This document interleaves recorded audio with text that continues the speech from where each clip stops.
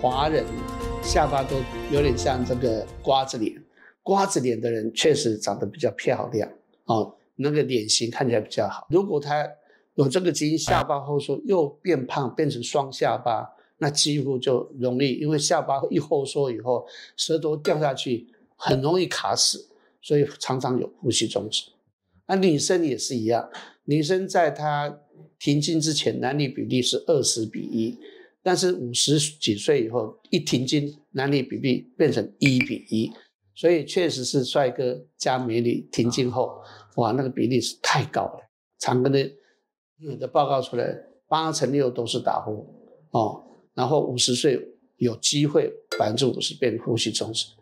，60岁几乎是7成，我们都有些数据，70岁9成。